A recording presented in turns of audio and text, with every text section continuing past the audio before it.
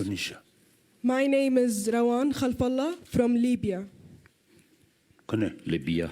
Ka? Libya. Libya. Your Holiness, my name is Tunde Ogunyale from Nigeria. Karsa? Nigeria. Nigeria. Your Holiness, my name is Firas Khair from Syria. Syria. Your Holiness, my name is Soumya Agarwal and I am from India. Gahara. Right. My name is Tariq from Libya. From Kore? Libya. Ka? Libya. Libya. No. My name is Tahani Irshi and I'm from Syria. Syria. My name is Qasem Neja and I'm from Tunisia. Karsa? Tunisia. Tunisia. Your Holiness, my name is Lorena Gomez. I'm from Colombia.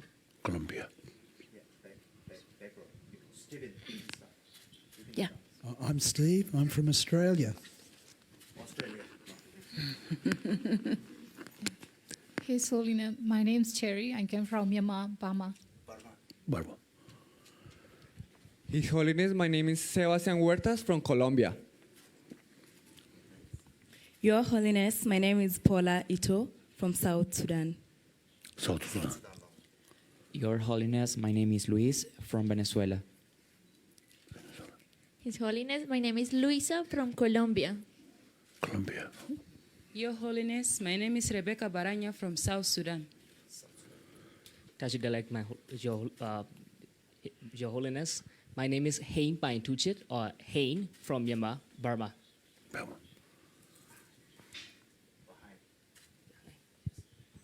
My name is Rebecca. I'm from Nigeria. My name is Ingrid. I'm from the United States. I'm Libby from the US. My name is Sarah from Lebanon. Karsa? Lebanon. My name is Allison from the United States. My name is David Young from the United States.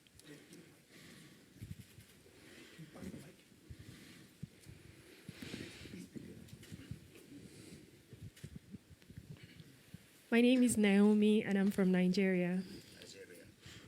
Your Holiness, my name is Ahmed. I'm from Somalia. Your Holiness, my name is Maryam. I'm from Iraq. Your Holiness, my name is Achu from South Sudan. Your Holiness, my name is Victor Ochen. I'm from Uganda. Uganda. Hi, my name is Eva and I'm from the United States. Karsa? Iraq. Iran. Orange. Ka? United States. Oh. My name is Liz Callahan. I'm from the United States.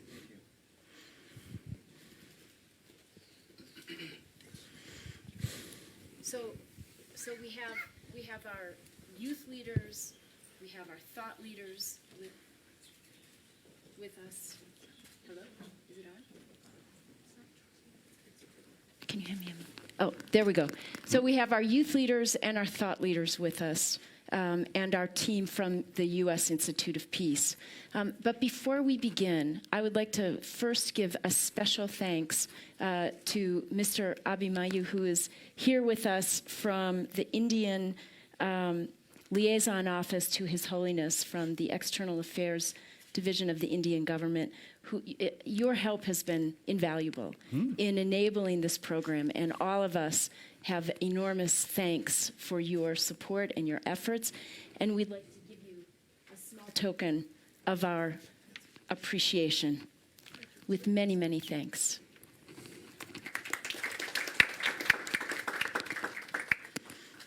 Yeah. Your Holiness, each of these young leaders comes from a country that has been affected by violence and by conflict. And each of them has chosen to become a leader for peace in their countries and in their communities. And we know from past years that this opportunity to be with each other and to be in this dialogue with you has been very important for giving them the inner peace and resilience that enables them to continue doing this work in very difficult circumstances. So we very much welcome this opportunity for this conversation.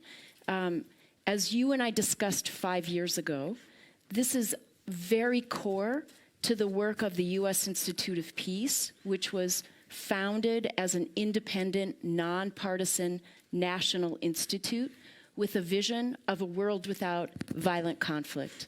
And I know that's very close to your vision of a century without violent conflict. I'd like to welcome those who are watching online. My name is Nancy Lindborg. I'm the president of the U.S. Institute of Peace. And we thought we would divide the 2 days into 4 topics that enable us to have a conversation about some of the issues that are so important to the work of all of these youth leaders. And the 4 topics are building bridges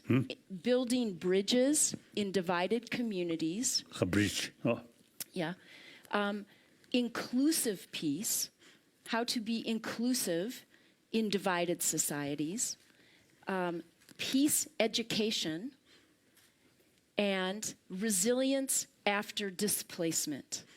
And these are all areas where I know they have interest in hearing your experience and your counsel as they continue to do this work.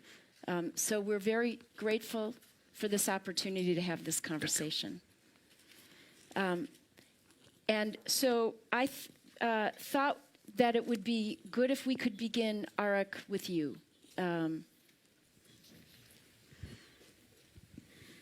Your Holiness, I am Arik from South Sudan, and I'm a product of conflict.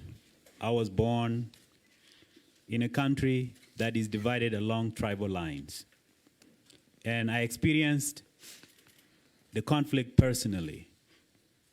My village was attacked by a tribe, and my mother was killed. I left the village, and I went ahead, I trained, and I became a medical doctor. Now I have returned to my community, and I am running a clinic at the border between my tribe, the tribe that killed my mother. The tribe that killed my mother and my own tribe. In the clinic, my own people are asking me, how can you treat the people that kill your mother? They are telling me to stop helping them. They are telling me to join them so that we continue to fight. But I don't feel that in my heart. I don't feel somebody else has to go through what I went through. So, Your Holiness, being here is a big thing for me. And what I would ask, what ideas, what thoughts do you have? What words of encouragement can you give me to work together with my own tribe so that we can bridge the gap that exists between my own tribe and the tribe that killed my mother? That's the question I would like to ask you. Thank you. Thank you. Sad story. So maybe we'll take a few comments because this opening conversation on bridging divides, all of these youth leaders are working in countries that are driven with divides that have created conflict. So Arik just talked about the hate between the 2 tribes. Can we ask you to be next? Hello, good morning, His Holiness. I am from Myanmar. I am now working as the medical officer, as well as the interfaith dialogue between the different religious groups in the Yangon and the Sakai region. As you know, Burma is now in the democratic transition stage. Our national government is trying to solve the conflict, long-term conflict between ethnic group and the military, but not achieved yet because international pressure and the nationalism group I realized that most of the conflict is caused by the hate speech between the community, society. While I'm working in the medical field, most of the conflict is caused by the hate speech and the rumor between the Rakhine and the Bengali group.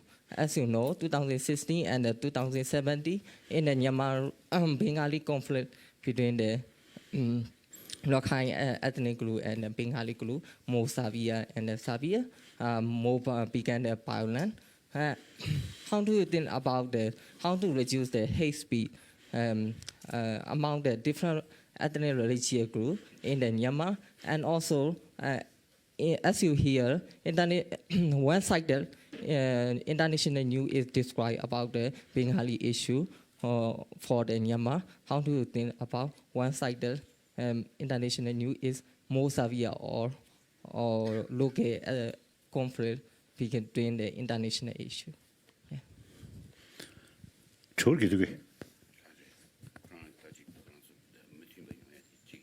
Yeah.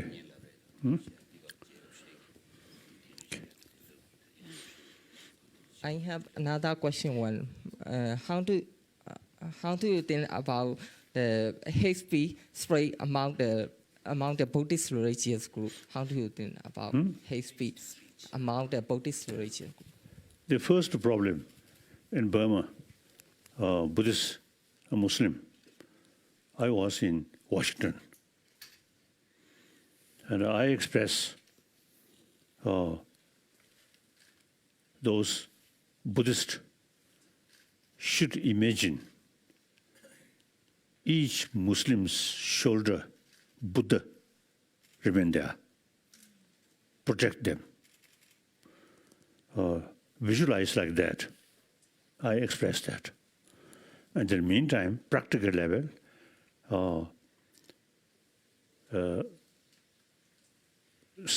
I think since then, few occasion meeting with Aung San Suu Kyi, I mentioned that, and she should do something. Then she told me, difficult situation. The Burmese military leaders, some involved. So things are very complicated, difficult, she told me.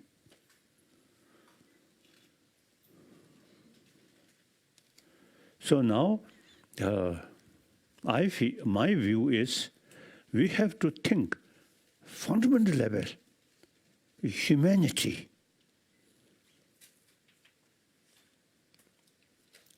Now, one encouraging thing is, now some scientists, they say, we are social animal.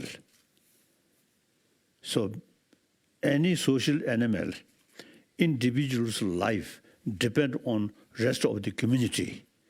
So basically we are social animal, therefore basic human nature is more compassionate.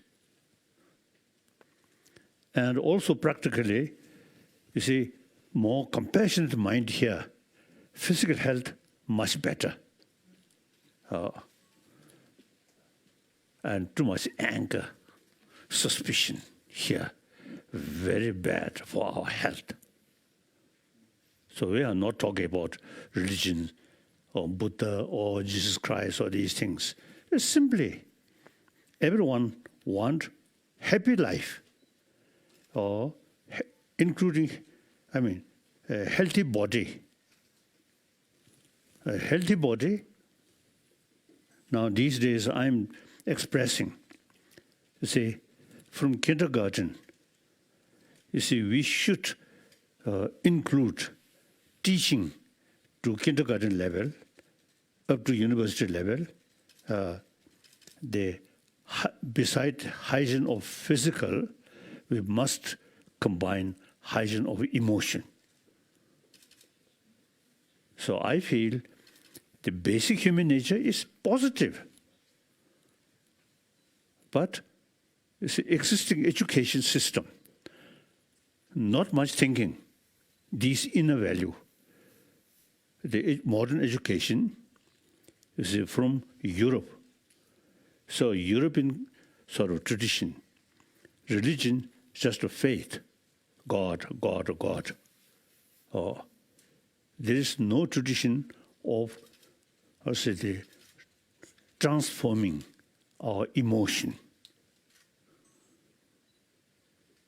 So the way transform our emotion is use our intelligence, knowledge, not just faith.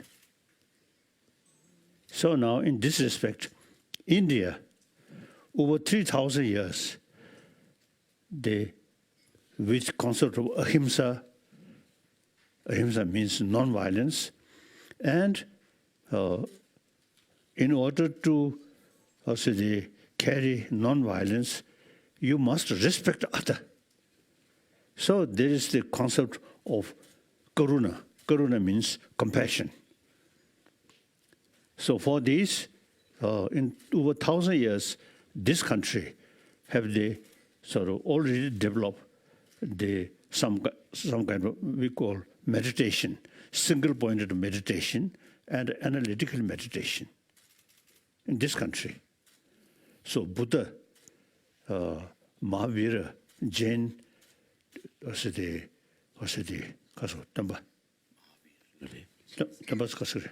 Teacher. Or teacher. Mari, founder of Jainism, Mahavira, follow that 1,000-year-old Indian tradition, ahimsa. Then after that, Buddha come. Again, you see follow the mainly Indian tradition, non-violence. And then karuna, compassion. Although these Indian tradition also use different philosophical views. Many traditions of this country believe God, creator. But many traditions, like Jainism, Jain, and Buddhism, no creator, but rather self-creation. So in a philosophical field, there is differences, but all carry same message of love. Not only Indian tradition, I believe they later in Middle East, Christian, Judaism, and Islam, all I think related with ancient Indian thought. So therefore, all religion carry the message of love. And sometimes I use the word, all these religion is religion of human being. So all human beings' religion emphasizes best quality of human being, that is human love. And use different philosophical views. Some say there's God. And that's also very nice. When they describe God, they're full of love. So Jesus Christ, the Son of God, you see, show loving kindness. And similarly, all these, the founder of these different religions, all, you see, carry the main message is loving kindness. And the method, some say there's God. Now, as I already mentioned, when they describe God, infinite love. So we all children of that kind of Father. God is our, according to the creation, God as the creator. Then you see the concept is our Father, God, is infinite love. So we all human beings, children of that kind of Father. So if you strictly thinking these lines, then people who follow Christianity. It's no way to fight each other, to kill each other. All created by one God, as our Father. Then, non-theistic religion, such as Jainism and Buddhism, self-creation, everything depends on your own action. If you carry positive action, helping other, restrain harming other, that's good karma. Good karma brings good result, happy life. So all these different religious traditions use different method, different philosophy, but all same goal, to promote compassionate human society. So we really need, look, you see, among Buddhists, they follow of same teacher, Lord Buddha, but different philosophy. So particularly in the Nalanda tradition, you see, there are major different sort of philosophical views, but all, you see, carry the same message of ahimsa, non-violence and compassion. So different philosophy is necessary in order to different people who have different mental disposition, even twin, same parent, emotional level, some differences. So we need different way of approach. The aim is same. Try to become more compassionate human being. Okay. So that's about Burma.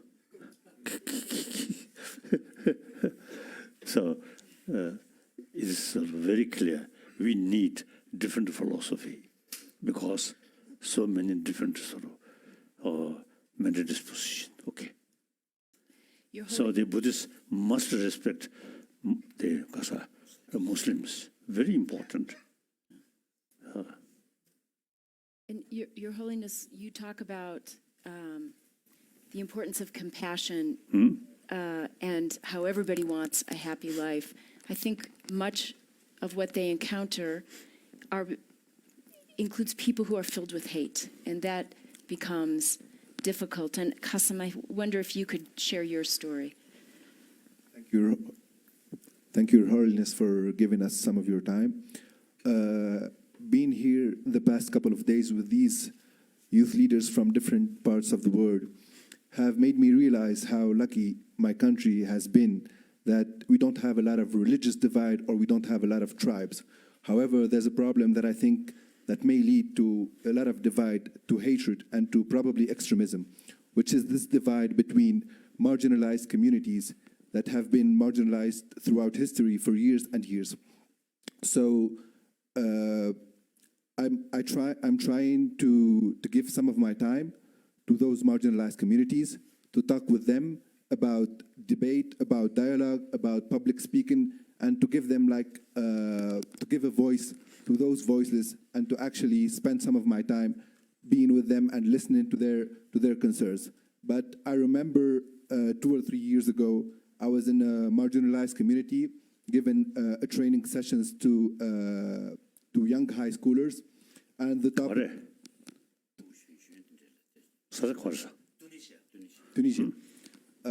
Given a session to young people, and the topic that we were discussing is how can we develop our own country after the revolution. And I remember one young man, he was 16 years old. He was telling me, "What country are you talking about? Is it Tunisia, the country that have marginalized me and my parents for years? Or is it Tunisia, the country that I have to walk every morning 5 kilometers on my feet? Or is it the country where every winter the roof of my school would fall down on our heads?" So that was really a pivotal moment in my life that made me realize that the least that I can do is to actually give some of my time to listen to them, to talk to them, and to hopefully reinstill hope and compassion in a better future and in a better country. So my question is, Your Holiness, is how can we help those people who have been marginalized regain faith and hope in their country? Thank you. Now here, I think basically I have a few commitments.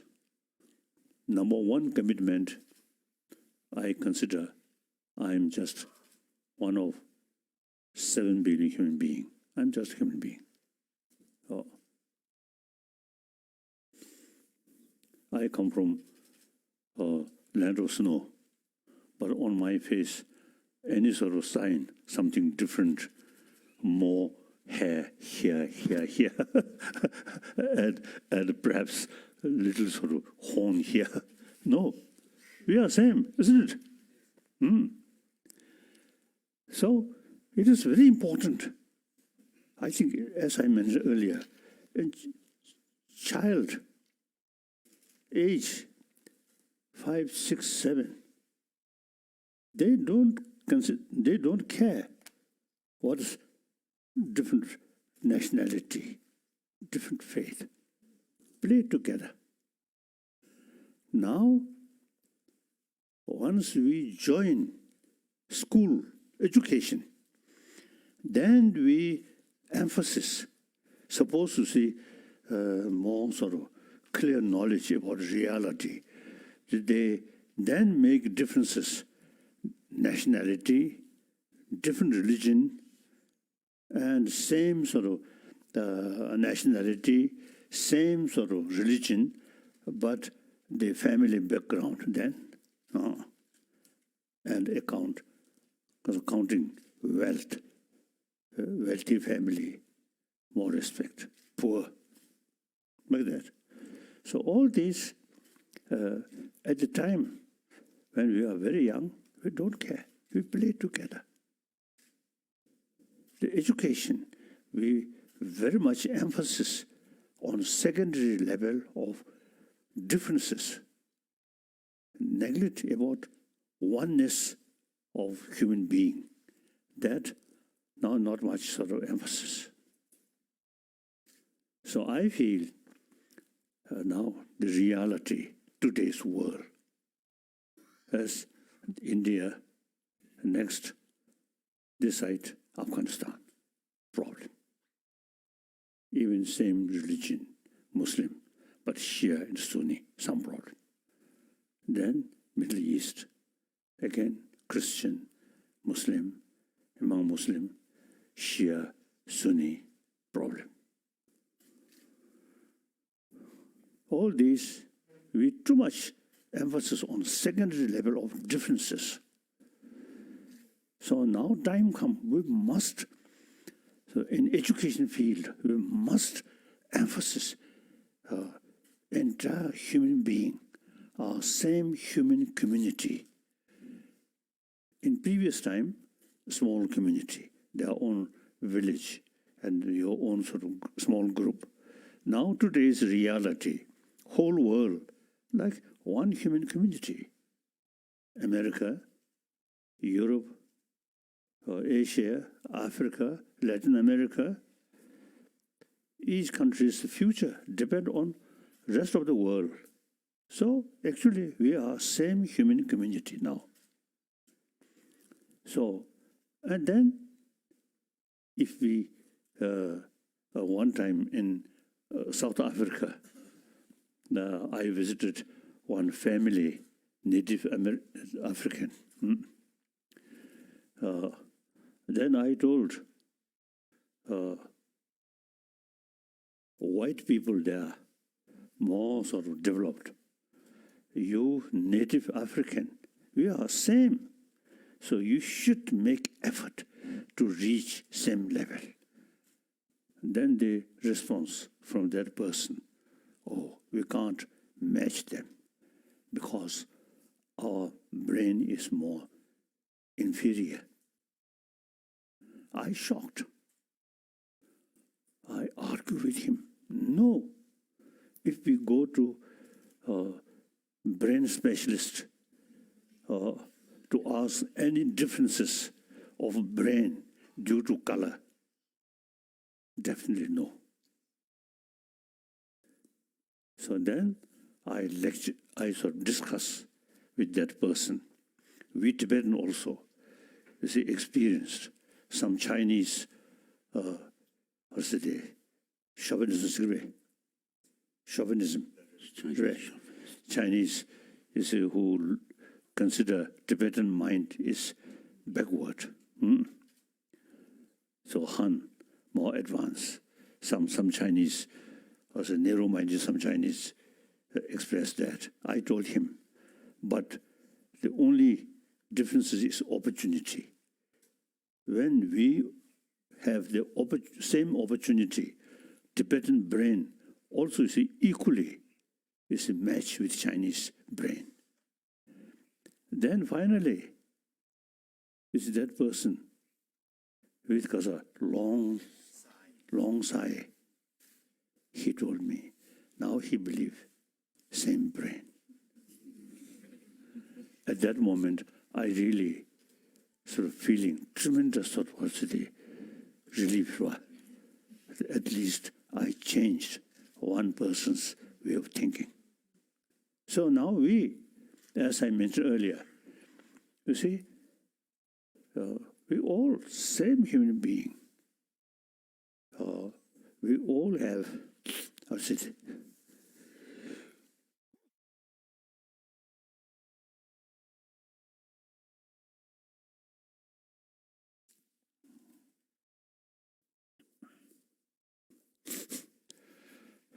Usually, some people coughing one sneeze, say, God bless, God bless. But where is God? Nobody knows.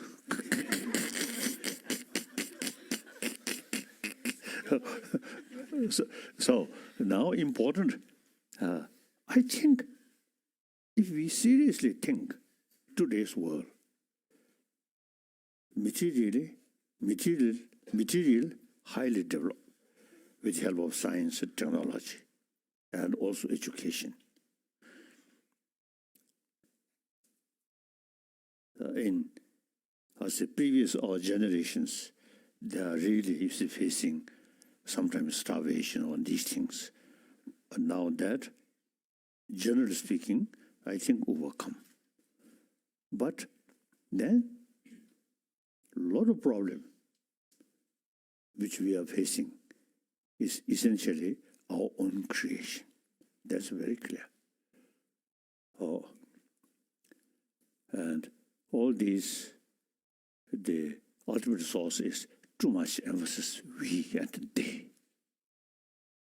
Lack of sense of oneness of human being, including different religious faith or nationality. So now that, through education, we should change that. Education, the basic human nature, more compassionate, that basic human value, through education, must preserve or further strengthening. So I feel the existing education is not adequate to bring a student with a healthy mind.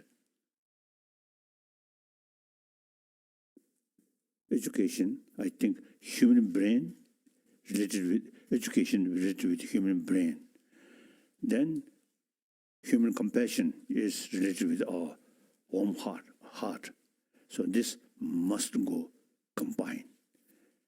Intelligence must sort of combine with warm-heartedness.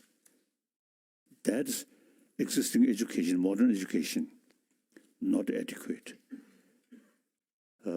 Those education school, which related with Christian or something like that, they simply say God.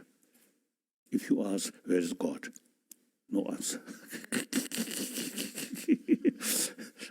So just pray God. It's not much useful. We should include children, student. I think every student, have the same experience. Teacher in their class, always showing smile and showing genuine sense of concern of the students' long future. The students loves that. The teacher may be very scholar, big scholar, great scholar, and expert, but without smile, and showing a negative face and threat student. I don't think the student happy to attend that class. Very clear. If may I say so, I always smile. So many people loves me. If I remain, oh, Dalai Lama. then those only, you see, the small people, they then Dalai Lama or something very sacred. But will not be popular. Smile, smile. I consider, as I mentioned earlier, we are same. No differences. So immediately, you see, getting close feeling. Wherever I go, I always see acting like another human being. I never consider I am something different. No. So, according to my own experience, now it is very important, you see, to develop sense of oneness of 7 billion human beings. The differences are secondary level. Even one individual, the mental level, there are differences. Morning, thinking something, some certain idea. Then afternoon, some different sort of idea. So we cannot sort of quarrel. The afternoons being, you see, criticize, mornings being silly. We are same same person, isn't it? Change always there. Always happen, right? Change. So, like that, you see people who have different view, different religious faith, different nationality, different language, different culture. Basically, the same way the way we're born, same, isn't it? No difference of color. And the end of the life, dying, also same. No differences. So now, since a lot of problem developed, too much emphasis on differences. So the only remedy is go deeper way. We are same human being. We have to live together on this planet. And then on top of that, also you see some new reason, global warming. Some specialists say after 7-8 decades, world may become too hot. So now world itself, now their life is something limited. So now, better we live next few decades happily, with sense of brotherhood, sisterhood. And small differences through dialogue, through talk, not use weapon. So this world, I think I usually say, this 21st century should be century of dialogue in order to create peaceful world. Differences there, always there. So whenever we find some differences, the both human brothers, sisters, you see, we both have the responsibility to build happy, healthy humanity. So only thing is only differences through dialogue, not weapon. Sometimes I also feel the concept of war, I think, very much related with feudal system. In ancient time, kings, queens, and also religious leader, all power hold some kind of totalitarian system at that time. So they give order, go there, fight, kill them. Now today, democratic sort of society. So each soldier loves their own life. Nobody can order, go there, sacrifice your own life to kill other. It's outdated, old thinking. So therefore, I think through education now, we emphasis on more, combine basic human value, warm-heartedness, and sense of community. And then plus brain, including science, technology, these things, combine these two.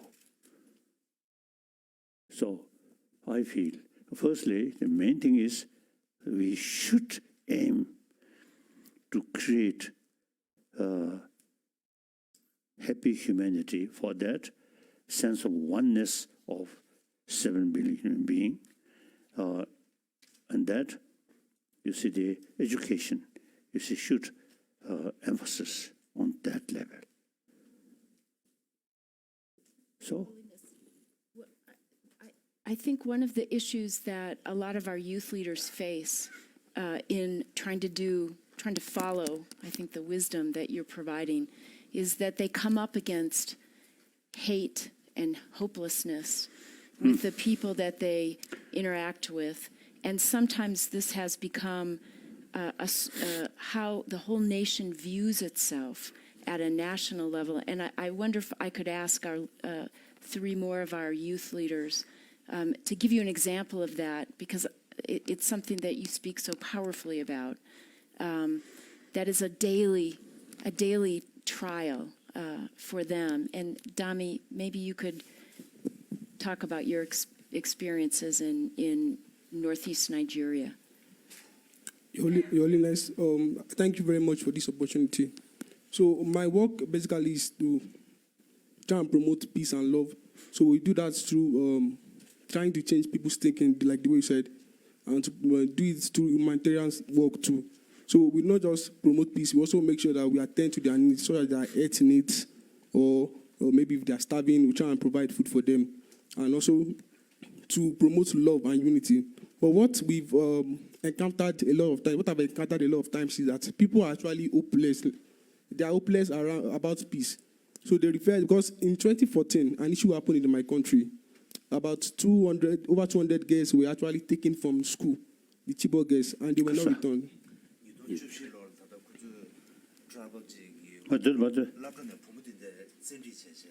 Oh, yes. And there was so much awareness and advocacy that the government should actually do something, and we should actually bring them back. And not much was actually done. And by the time they could recover these girls, some of them are already pregnant, some of them are radicalized, some of them even loved terrorism. So this has made a lot of people in my country and communities very hopeless. So they are not really interested in having peace again. So whenever we want to try and promote peace, change their thinking, that let there be oneness. Let's forget about our religion, let's forget about our differences. So they make references to cases where they expected a whole lot of peace to happen, and they didn't get it. So my question is to you is that how do we promote hope? How do we make people who have been hopeless about peace, how do we make them hopeful, and to make sure that they are focused on building peace so that my country can be free from conflicts and violence? Thank you.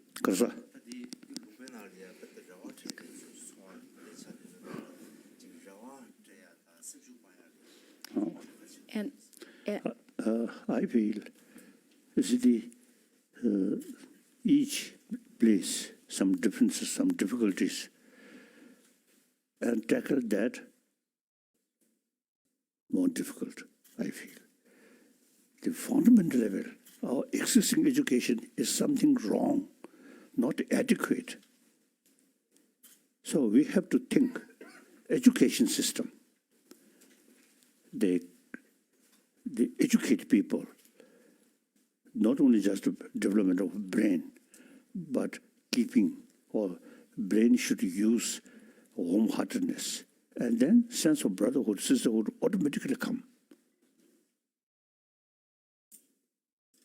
So these small problem, You see, the existing education, so-called modern education is not much talk, these things. I feel that. So the education more complete, not only material life, but internal peace. And that very much based on sense of brotherhood, sisterhood, this through education, not through church, but through education. If we start now, the other day I met some American scientists and educationists, some. I mentioned they should organize some meeting in America.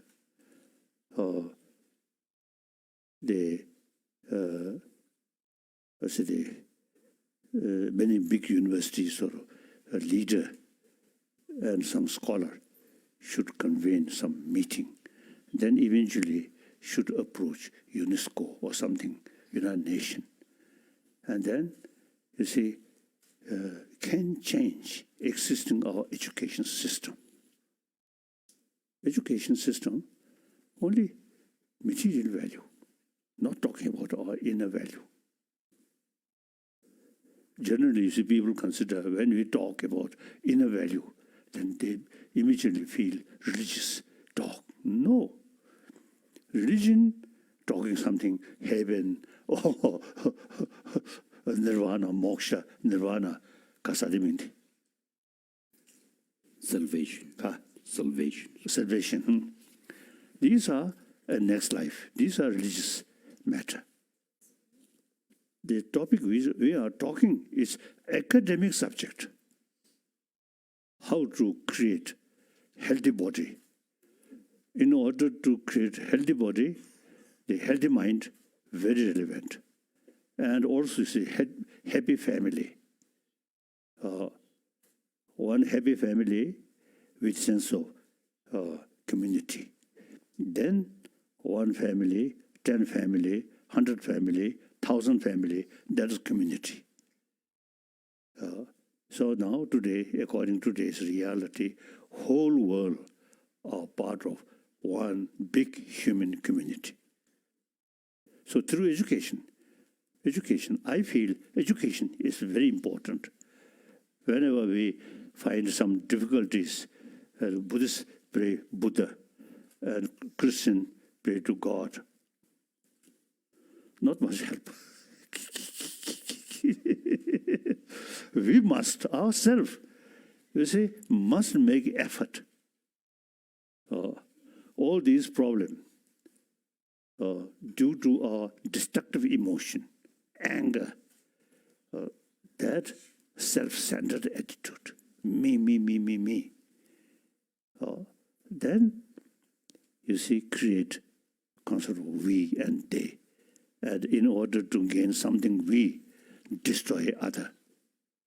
Don't care others' right.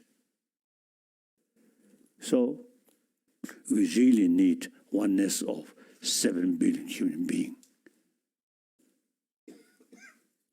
As a human being, when I saw some human being dying, killing, if you truly keep human feeling, then you really feel very uncomfortable. Some African, and beside human created sort of violence or division, but also due to climate, too much, sometimes too hot, and starvation, sometimes too much water. All these same human being. So it's that thinking, your own sort of way of life, inner peace is concerned, very important. Think more others.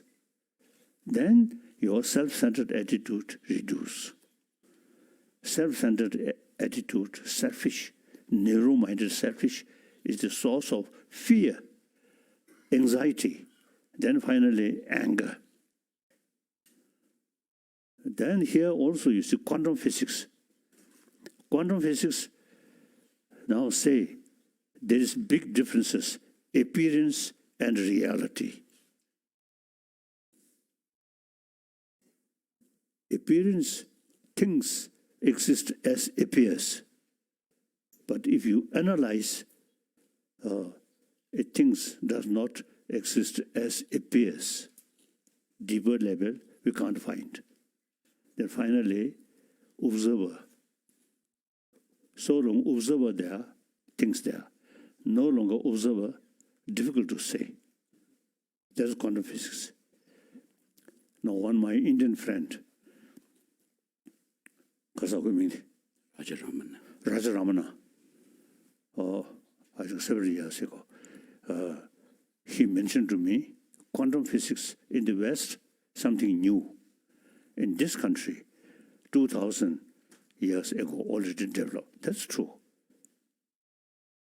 So, when I discuss with scientists, physicists about quantum physics, then sometimes I feel that subject very familiar. Because one of our subject to study is already there. So sometimes I think my negative emotion, maybe when I discuss with scientists about quantum physics, then of course I respect them. But in deep inside, I feel I know better.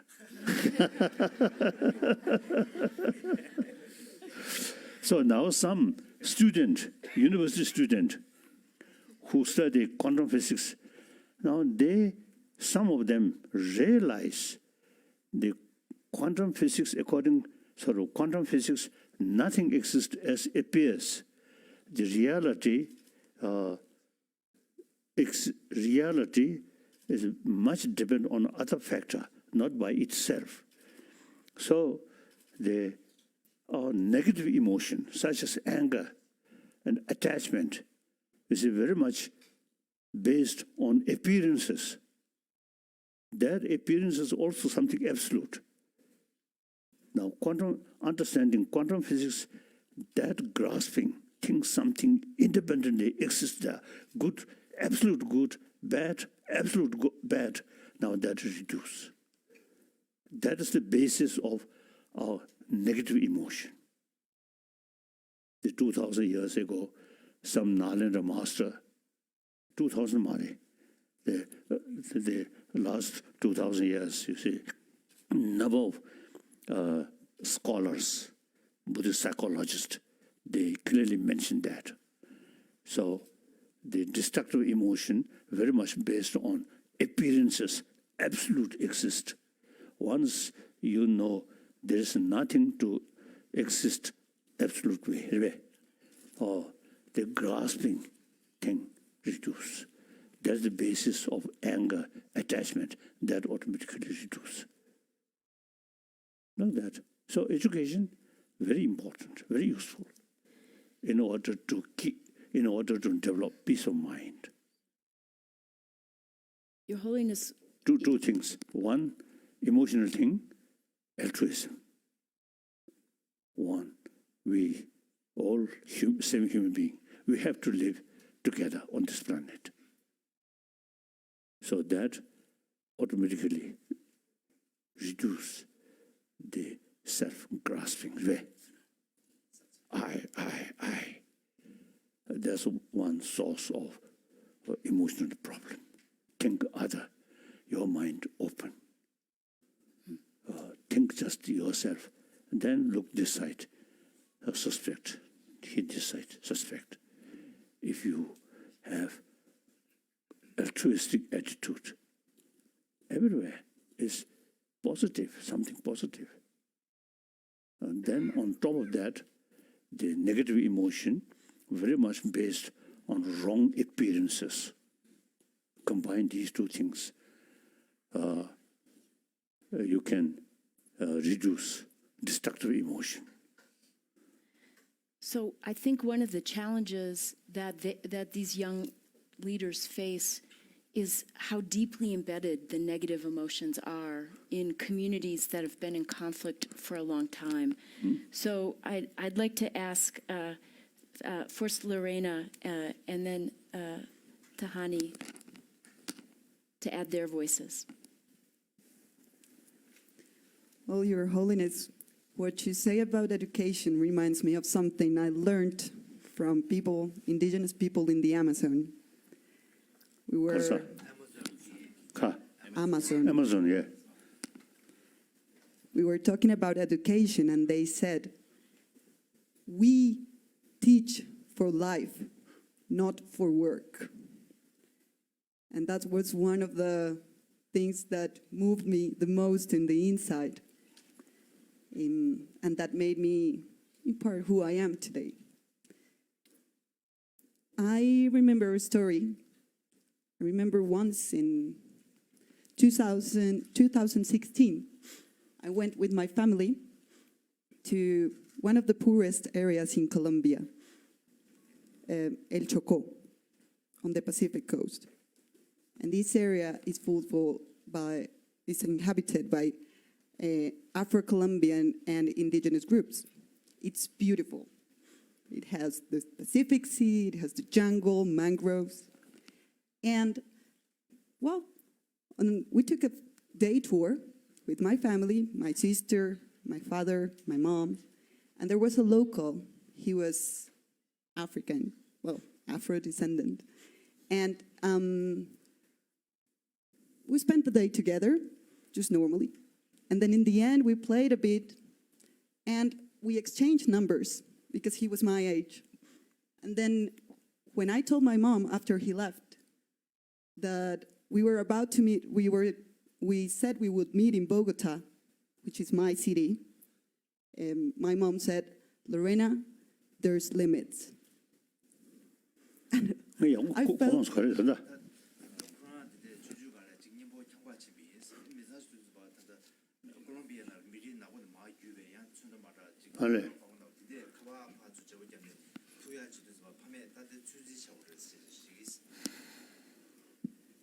So after she said that, I felt like the child you're saying, because I couldn't understand. Why was she saying that?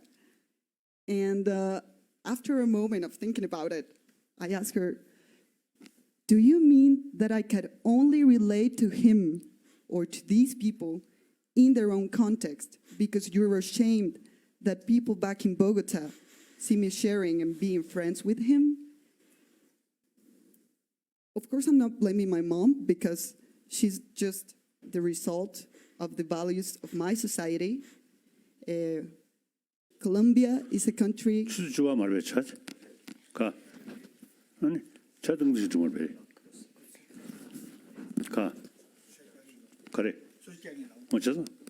So these type of divisions have generated a lot of hatred and a lot of mistrust between people who are different in terms of race, of class, and politics and income.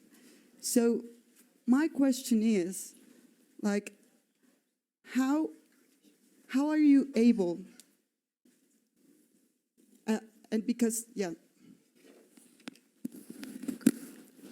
of the differences, people hate each other a lot, and they have a lot of resentment. So my question is, how are you able to promote an inner exploration of this oneness and of this inner growth and spiritual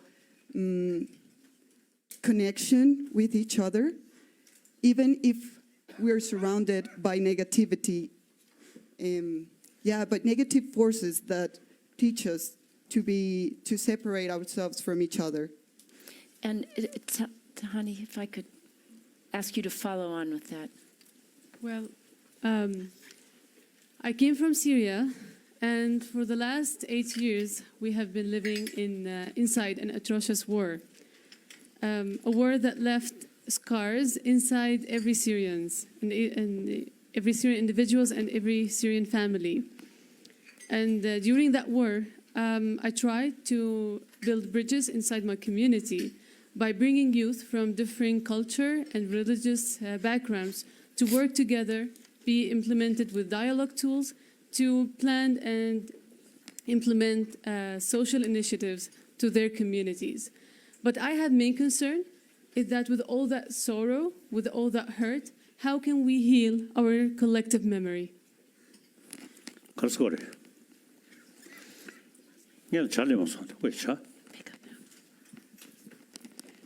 Your Holiness, can I just... those multi-jure.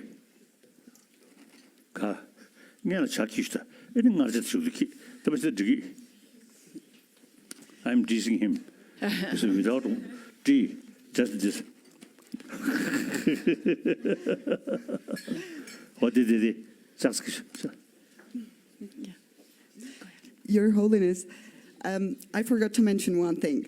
So after I learned these things about this different type of education, I decided to start changing to education through travel. So I believe, and I've seen, that people change and take off masks when we're in nature, when we're in natural environments, when you go out of the city and meet each other. So that's why I think one of the changes we can do in education is traveling and meeting others in different places.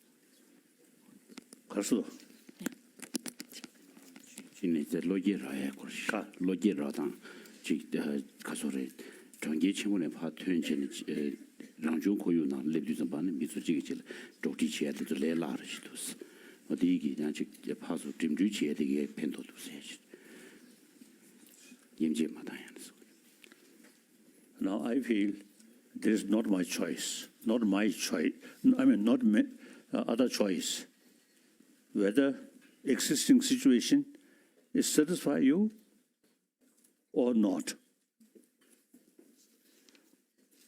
There's too many suffering, killing. Even religion used for division and killing. That's today's situation. We cannot bear this situation. And then think more deeper way. Then, as I mentioned earlier, the basic human nature is more compassionate. So, there is real hope through education, not through prayer. I think prayer, over 1,000 years, pray. Sometimes I feel, you see, for example, Shia and Sunni, both pray to Allah. Then I think Allah may confuse, his blessing should go Shia side or Sunni side. So I think both the Buddha or Muhammad, all these great teachers, if you see, we have some opportunity to meet them, then ask them, please bring in our community, in our world. Then they may say, who created violence? Not by God. If violence created by God, then we have to ask God. But violence we created.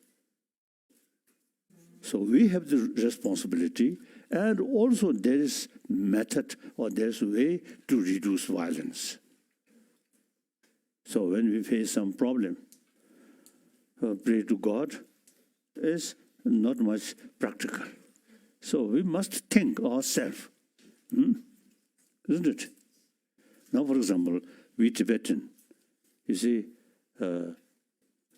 because of our sort of lot of problem with Chinese, so sometimes the people feel the Tibetan and Chinese something sort of a distance. That's wrong. The Chinese also human being. We also human being. And geographically, we have to live side by side. So, since 2000, 2008.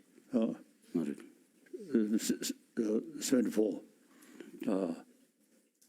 we decided not seeking separation, not seeking independence. It's much better. Live together, side by side, harmoniously.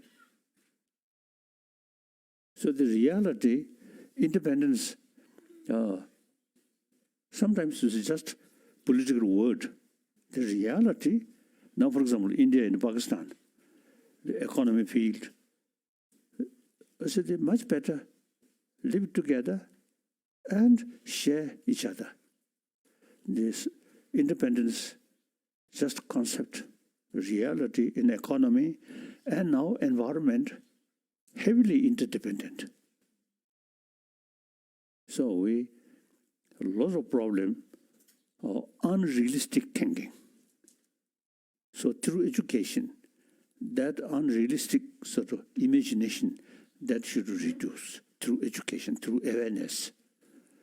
And that also is the existing situation. Creates a lot of problem.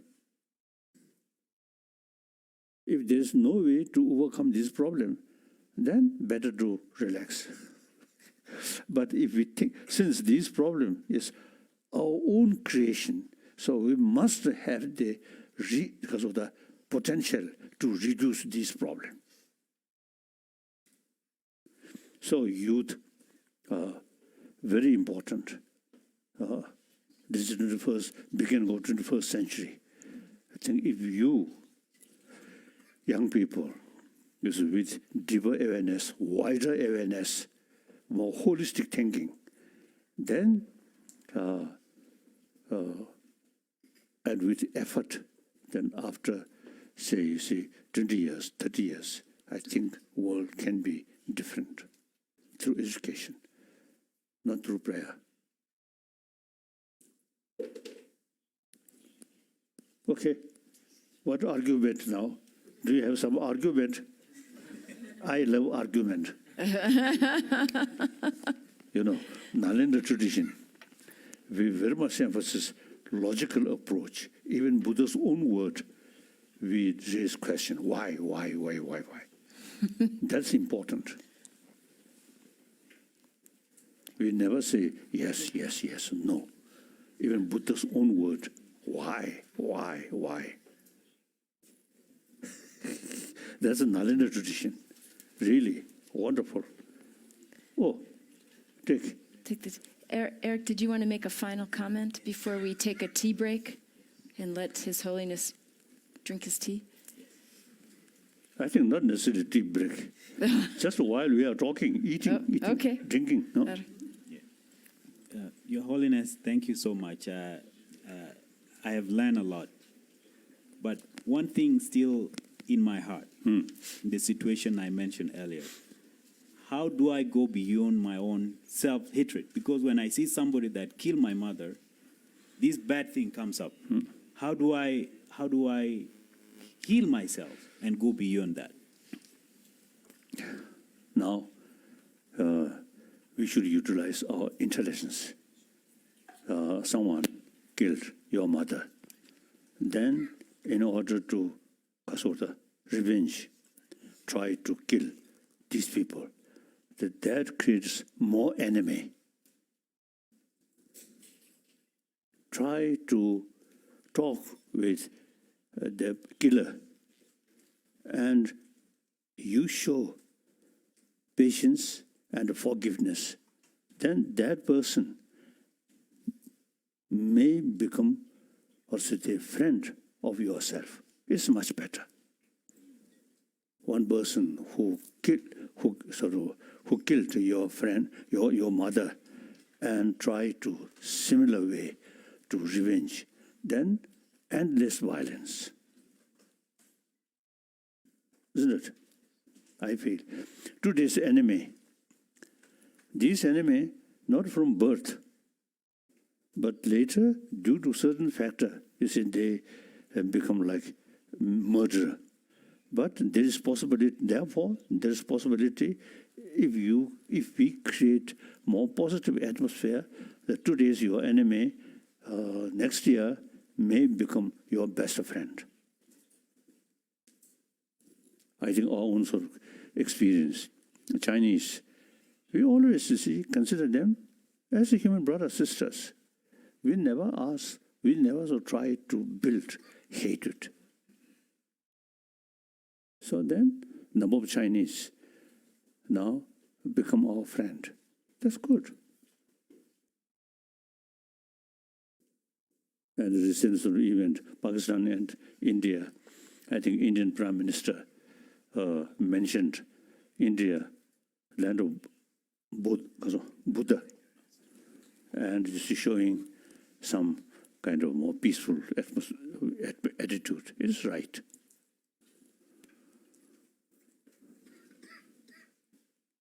I think when we make decision, we have to think every side, every aspect. If we go this way, what kind of consequences? If go this way, what kind of consequences? Then analyze. Then non-violence is always bring some positive result. Violence always create more violence, suffering. And thinking deeper level, we human being, human nature is more compassionate because we are a social animal. I think the scientific sort of finding is very powerful. I feel. So sometimes, oh, yes, T. Please flip the group so the next session group is come in. And then session you would do. I see. So please flip the group. Thank you, everybody.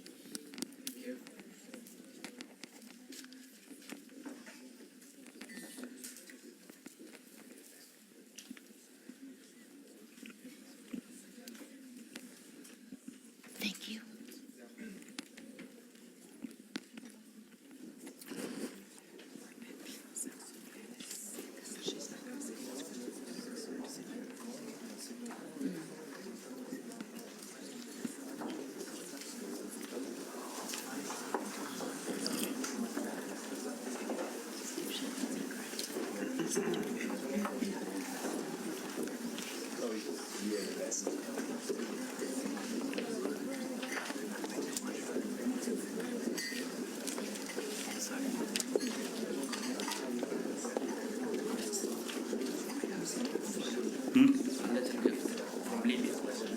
Yeah.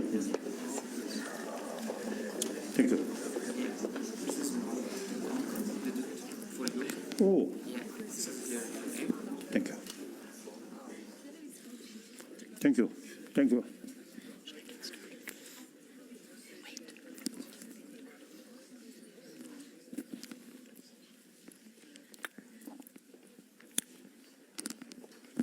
When I look television, Yeah. When look about this generosity news, too many problems. Then I really feel fat up. What's that? Fed up. Fed up. Yeah. So then I look animal. The tigers, these, of course, very sort of also wrathful, eating other people. But just when they feel hungry, and then attack, not like we human being. We human being Always hungry. Creates a lot of problem. And you realize this intelligence.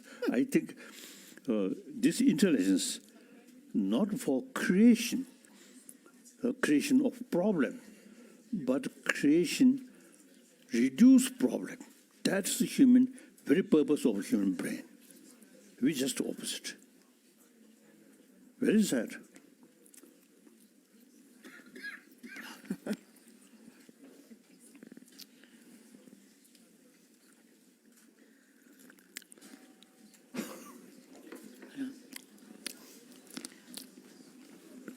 Did you get some?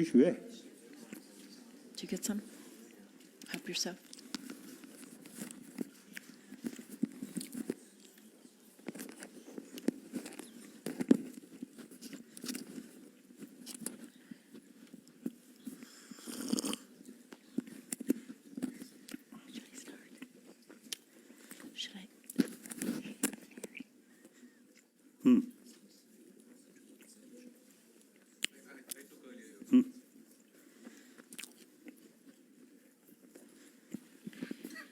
Your Holiness,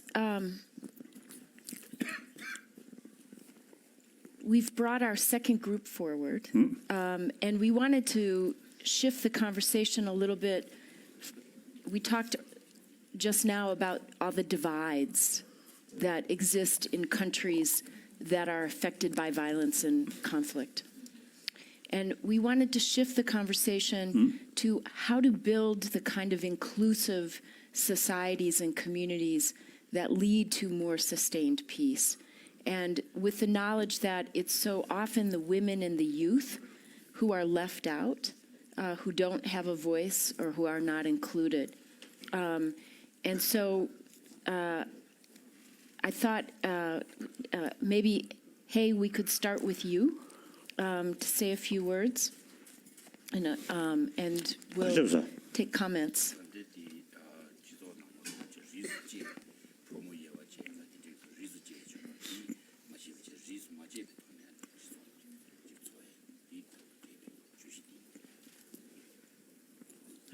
Okay.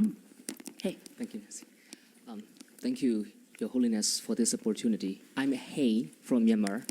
So I am a medical doctor by training.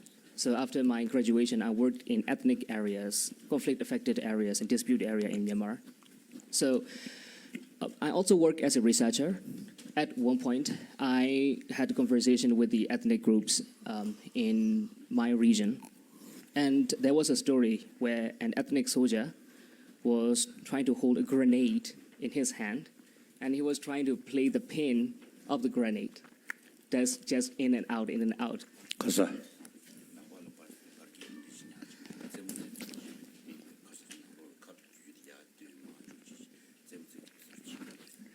Like an instrument. Yes, just a bomb.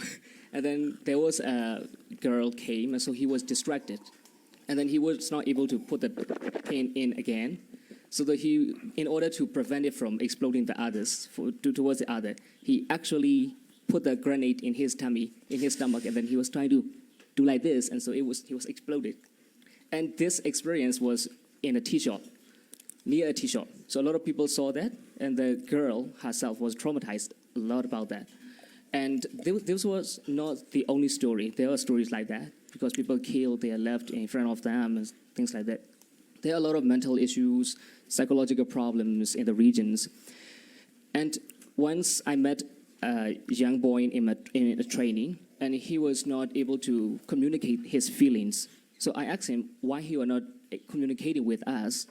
And I had to do a bit, and then later I found out that his family and his neighbors always told him that he will not be able to do whatever he wants in his life.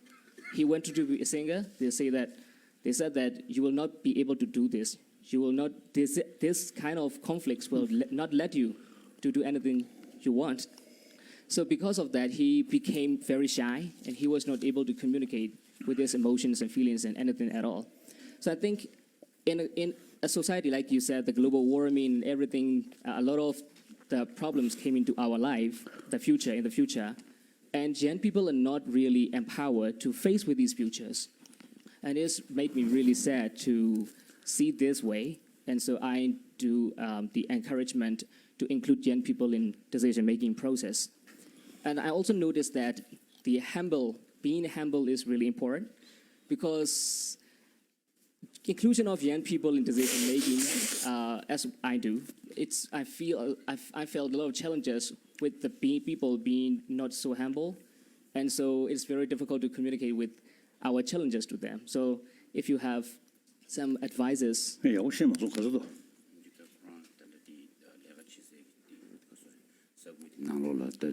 mi shengi da semshu jashi yo den kashi buji pen da da kuran chenbu cha na she dang gen chi yin sla du pama bin ja de zeng zo ga nye de na chu de de sam ba la kan mi yu gu de yo mar se ro de level den yan ko pet semshu cha mi nam do zo mu yun ge ji shi ro ma chi de de ga nye che dos de yin da chi kuran zo ji zo na lo su da nyam do mi shin da yum do drop ka la ya bo chi ni do ti che tu ya ge ta chi ta shi ta ti kan des che kuran di semshu ba de le ga chi ge. So if I may, I would like to have some tips to educate people to be more humble and more open to each other. 지내 지도나를 다시 민념중 제대 개진버리셨어.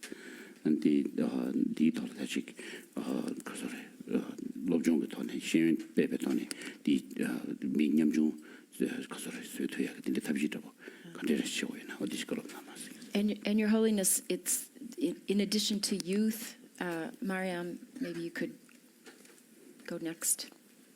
Your Holiness, I'm from Iraq. I want to talk about a situation that it happened to me personally. As you know, Iraq is a diverse country, and it's been a lot. It has been a lot of problems and violence going on. And I remember in 2007 to 2008, when I was only 14 years old, I was forced to wear hijab, because I was told that if I don't wear it, then I will be killed by the terrorist groups from the Qaeda outside the, inside our region where I live. And I remember a moment where I was under violence, because the terrorist groups and the army were trying to fight with each other, and we were inside the school. We were under the violence. It was something very terrifying, and I remember when everything was settled down, I had to go out, and I saw my dad was crying, and he tried to hold me, and he was so happy that he sees me, I'm alive, after all of this violence and the war that happened. And so my question is, how can we help those young teenagers and widows that's been affected by terrorists to move forward after being affected by the ISIS or the terrorist groups?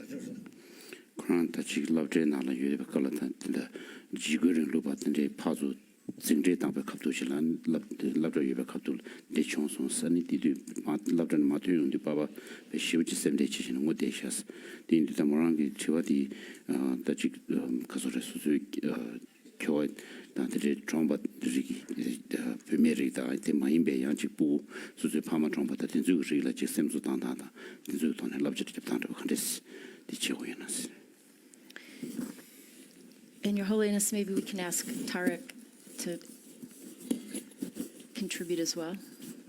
I came from Libya. Yeah. It's okay. I found myself in this situation at July 2016. Early in the morning, I was going to my university, and in the road, there is like armed group. They stopped me, and in just 1 minute, I felt the gun on my head, and this guy says like, "Get out of the car, or I will kill you." Then I just follow him. So I spent like 3 days with them, arrested. So in this time, I just I don't believe that if Allah exists or not, but in that moment exactly, I just decide to choose to believe. So after that, I decided to work with youth to try to promote the peace. So my question to you is, how can we use the compassion to try to include more youth to work with us? Thank you.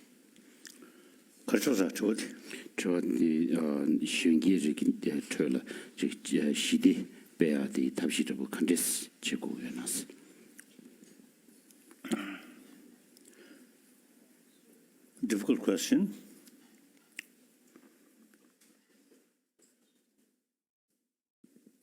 In certain case,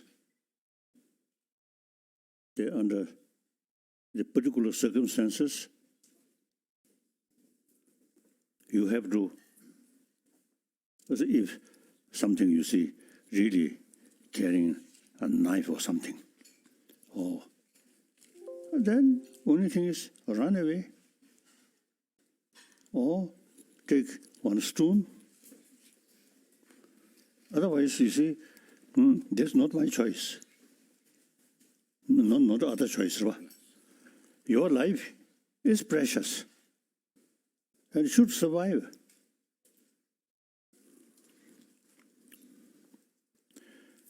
In 1959, March 10th, the things become out of control. Since 10th March 1959, I try my best to cool down both sides, Chinese and Tibetan side. Both determined to fight. I try. Next 1 week, completely fail. Then I thought, the situation now cannot handle peaceful way. So, lastly, I received one message from Chinese side. The Summer Palace, Nobulinga, there are few blocks of sort of building. So where you live, that should mark, and they will protect. So either way, protect or target. So then finally, I escaped. So, you see, I practice escape rather than peace, peace, peace, or compassion, compassion. No. Oh, escaped. Then, with the feeling, or I can see next day or not. Real danger. But then, next morning, I reach some area from little bit distance from Lhasa. So then, no immediate danger. So best thing is escape. If you have the sort of possibility is to change other person's mind. Otherwise, better escape. Like that. So we should act according to the actual circumstances. In any case, you see, we should not allow the room of hatred feeling. This we have sort of, we have power. Or physically escape, but the anger, negative feeling, we can control.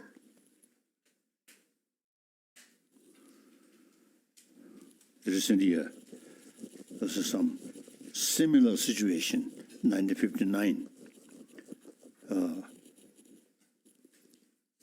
Some Tibetan start demonstration. Then I felt, oh, now Chinese certainly going to suppress them. And then at that moment, I visualize the Chinese local authority who give order to suppress these Tibetan. I visualize them, and then practice of give and take. Take means through imagination. Take their anger, their suspicion. Take myself and my sort of patience and compassion. Give them. Using that practice, there's no way to help the situation, but at least very helpful to keep my mind peaceful. Okay. So,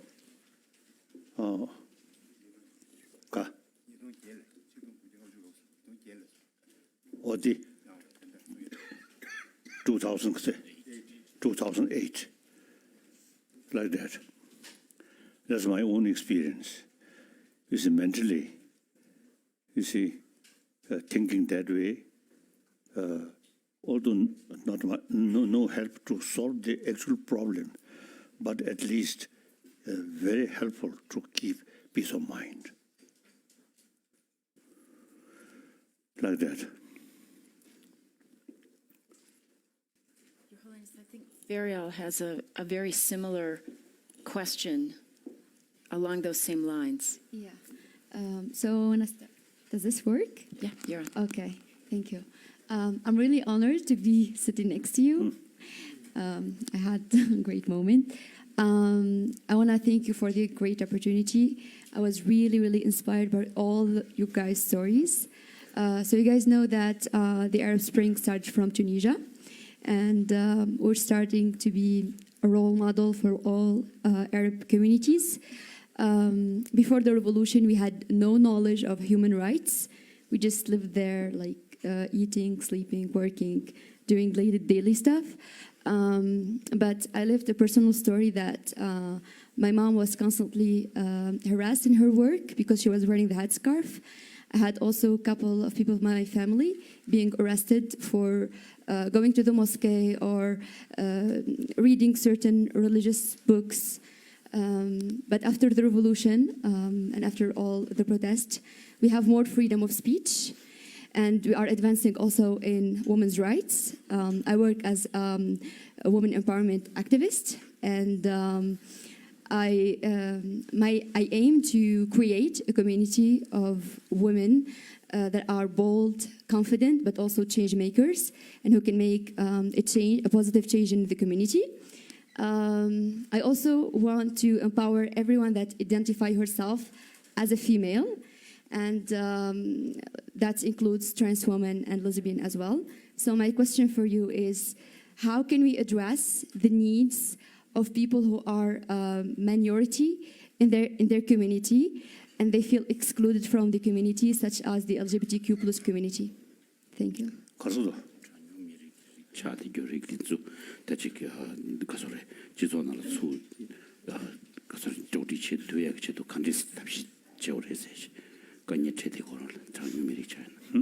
And Your Holiness, I'm going to ask Rowan to go ahead as well. Now, since we not seeking separation from China, we want to live together within the People's Republic of China. In the meantime, we ask them, since we have our own language, our own cultural heritage, and these different cultural heritage also related with the geography, environment. So it suits the people so worthwhile to preserve our own cultural heritage. So politically remain as a part of People's Republic of China. But since Chinese constitution itself, you see, mentioned is in different places as a Tibetan area. So we all Tibetan in different part of China should have same right to preserve our own culture, our own language. Some Chinese hardliner, they try to eliminate Tibetan culture, Tibetan language also. So nowadays, you see, things are changing. The number of Chinese now really showing Tibetan culture, and mainly Buddhism, which we practice. So now things are changing. So such work, we need patience, and meantime, determination, and believe truth. That's important. So China, very powerful, militarily powerful. No, but our strength comes from truth. Firstly, politically, we are not seeking independence. Meantime, we try to preserve our own certain right that Chinese constitution itself mentioned. Another point, if we just say about the similar convention, that it mentioned, you see, inner Tibet and outer Tibet. Outer Tibet, more or less, independence. Inner Tibet is a part of China. So if we emphasize independence of Tibet, then only outer Tibet. Then outer Tibet population around more than 2 million, about 2 millions. Then combine both inner Tibet, outer Tibet, then our population around 6 to 7 millions. So Chinese constitution itself recognized as a Tibetan area. So good. We're not living from People's Republic of China. Remain in People's Republic of China. But those areas which Chinese constitution itself recognized as a Tibetan area should have same right to preserve our own culture, our own language. So mutual benefit. On top of that, another sort of positive thing is now more and more Chinese now following Buddhism, and particularly Tibetan Buddhism. So we can help them about Buddha Dharma, Buddhism. And then they can help us money. Tibet, a lot of damage done by Chinese. So let them spend more money to rebuild, including these monastery, about 6,000 monastery. About more than 6,000 monastery destroyed. So these, the local people very faithful.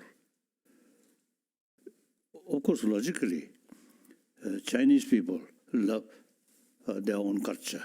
Similarly, we also love our own culture. And then, the practical level, I notice Tibetan language is the best language to explain precisely about sophisticated ancient Indian thought, Buddhist philosophy. So, I notice this is about psychology. When we discuss with scientists, Tibetan language, I found best language to express precisely. Because before Buddhism translate into Tibetan language, very primitive. So while translation carrying on, the new Sanskrit word, then they create new Tibetan word. So now, result, Tibetan word, Tibetan language, very most closest language with Sanskrit. So therefore, now Sanskrit, that language. Some scholar maybe, but among the living language, Tibetan language is the best language to explain about this sophisticated Buddhist philosophy, Buddhist psychology, Buddhist logic, like that. So therefore, it is mutual benefit to Chinese. We can help them. To us, the city, we get more money to rebuild. Already, many new constructions in Tibet already have. So good. After all, Chinese, same human being. We also same human being. And historically, 7th century, Tibetan king married with Chinese princess. So close link there.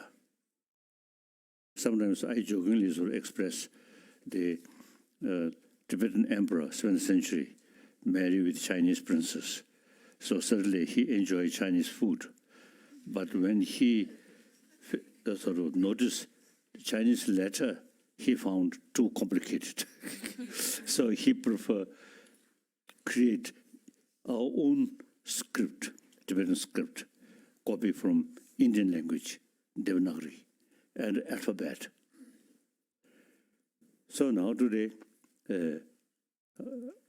Tibetan language is, I think, best language to explain about Buddhist philosophy, particularly Nalanda tradition.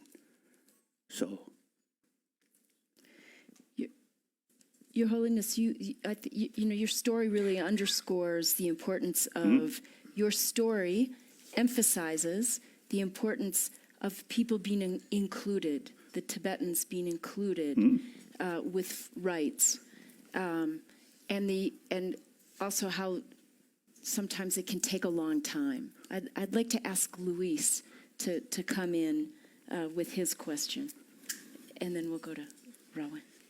I think basically any small community have to sort of think the larger community in economy, environment, and education, many fields, you see, close connection with the bigger community. So the separate small community, just think oneself, that I think too extreme. Think the greater communities, also the situation, and remain close connection.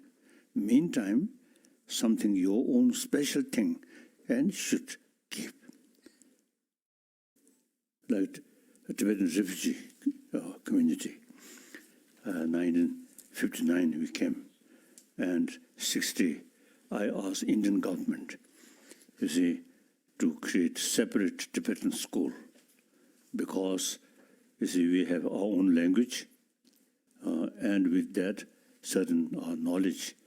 Then Pandit Nehru happily supported like that, and all the expenses met by Indian government, like that. So meantime, modern education, we learn the modern education, plus our own unique thing must keep, like that.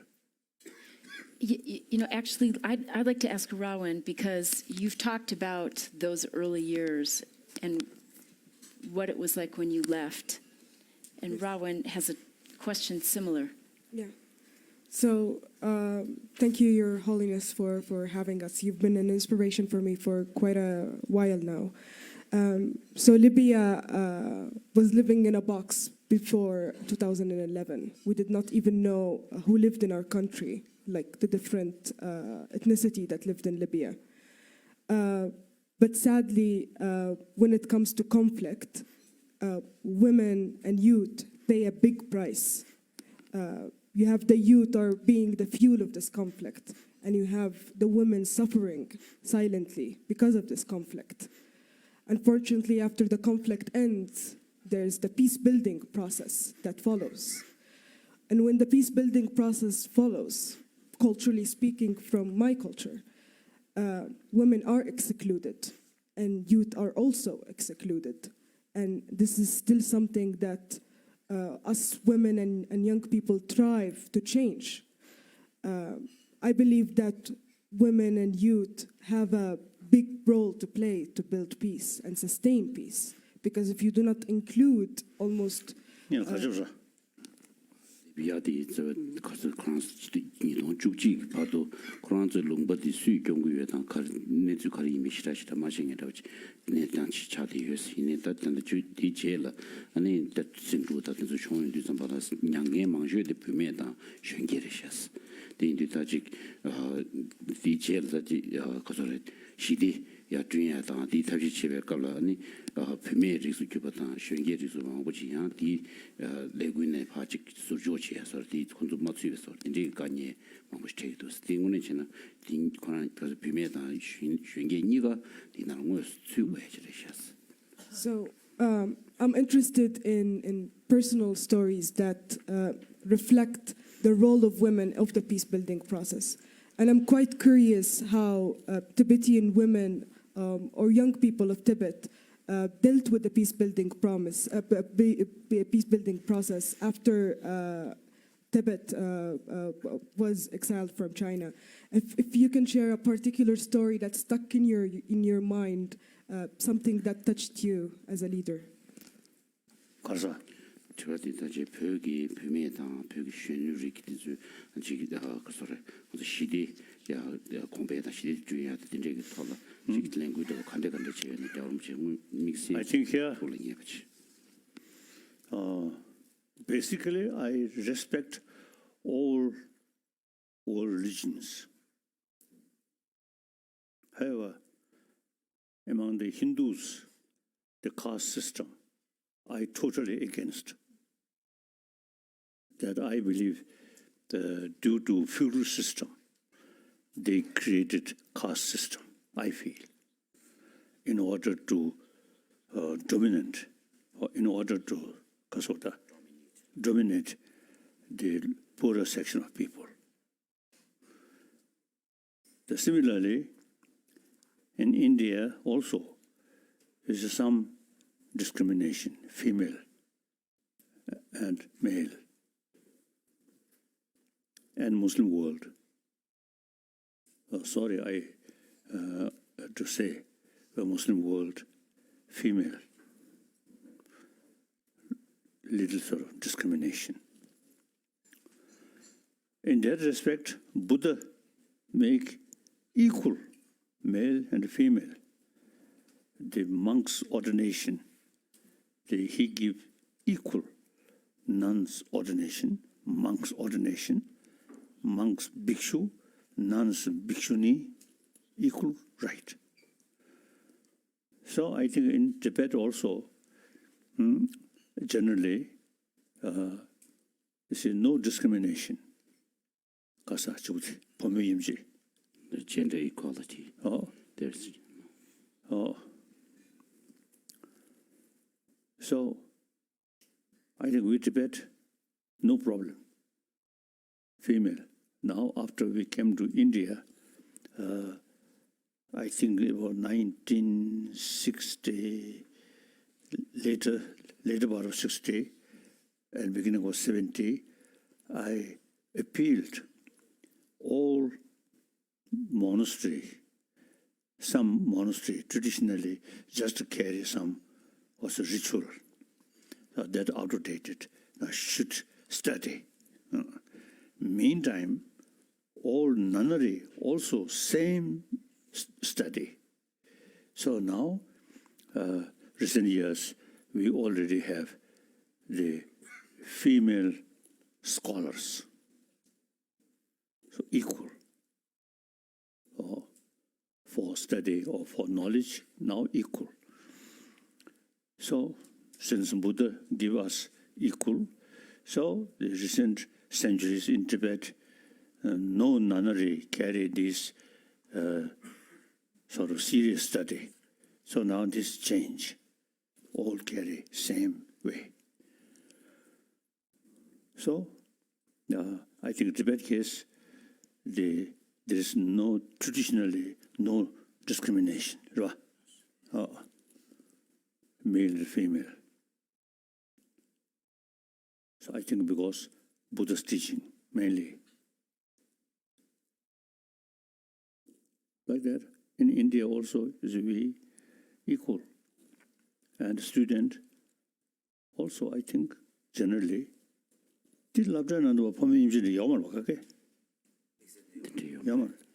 I think every level equal, very good, no problem. So Muslim world, as I mentioned earlier, you see, a little discrimination. I think in India, now, after a few days, I'm going to one Impuka, after also the Sikh temple, Sadaji's temple. So traditionally, among the Sadaji, no discrimination. Caste is no caste system. And also you see male and female, I think equal. So I'm thinking there is one opportunity. I'm telling Indian friend, now religious leader should come out. The caste system is outdated. It is related with the feudal system. So we all same right. So the religious leader should come out, talk these things. So now the Golden Temple, one sort of opportunity. Many religious leaders come, and the sixth tradition, as I mentioned, is a no discrimination. So that's wonderful. That must further because of boosting the Shushata. Like that. So sometimes religious orthodox thinking, sometimes I think necessary to a little change with permission from God. And Your Holiness, you became a leader at a very young age. Oh. You became a leader at a very young age. So as all of the youth leaders think about their own leadership, but also how to include other young leaders, that becomes a challenge that I know you have ideas about, but I'd like to ask Luis to come in. Yeah, Your Holiness, I'm from Venezuela, and for me, it's really a pleasure to be here with you. So I want to say thank you for this great opportunity. As you know, in Venezuela right now, we are in a not only in a political and economic crisis, but we are living a deep social crisis. As a young, for me, well, and I represent just one person of all the people that are working right now with local communities and creating social impact in Venezuela. But for me as a young, was very difficult to start with social work because the reason was not the lack of motivation, the lack of passion or commitment. The reason was that in the context where I grew up in my country, in the rural communities, in main cities, the people don't believe that young can lead change and can be change makers and can lead processes in the communities. This changed for me 2016 when a person believed on my work and believed on me and gave me the opportunity to receive training and to receive abilities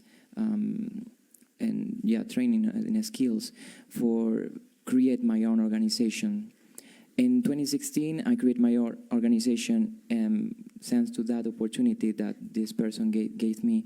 And that's why my work is associated with young empowerment and is associated with promote the young participation in processes in our communities. And we promote the involvement of young leaders in the achievement of sustainable development goals on Venezuela. My question is, what do you think or what do you understand as sustainable development, and how do you think we as young can contribute to achieve it? Thank you. Because of Venezuela.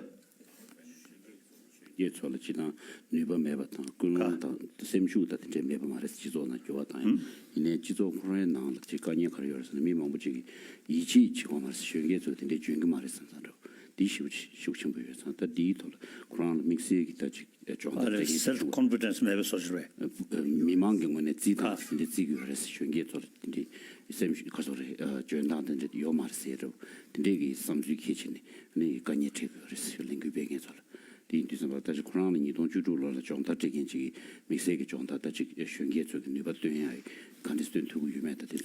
Venezuela, now this moment is passing through some difficulties. No. Kasa kozu pomur kasa ko ka matsu sare. Oh.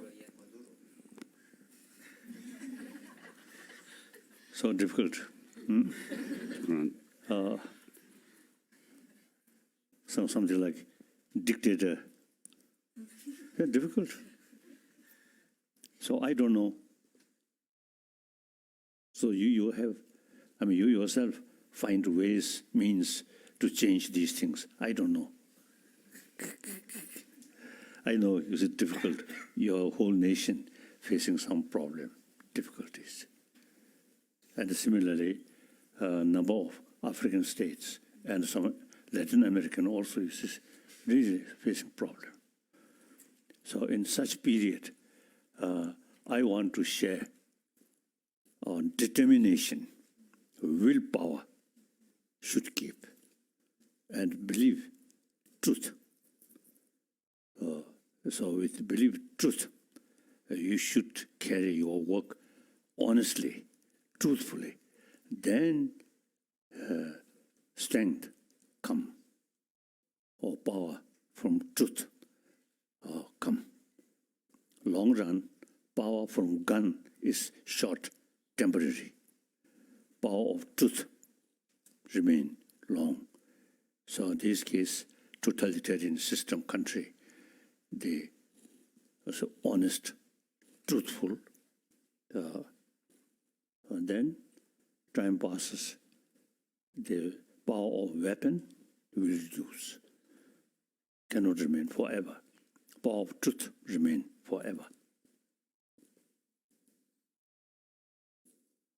This I usually telling people, Tibetan, the Chinese heavily depend on power of gun. We, power of truth. So for temporary, power of gun is more decisive. But long run, power of truth remain forever.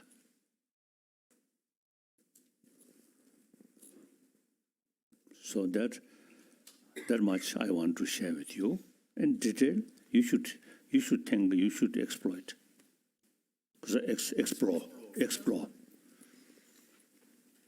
Okay. Thank you. Now I think lunch. Yes. Today. Yeah. Okay. Now lunch. Yeah. Lunch. Your Holiness, thank you very much. We look forward to continuing the conversation tomorrow. In order to carry normal function of our brain, food is very important. Exactly right. Thank you.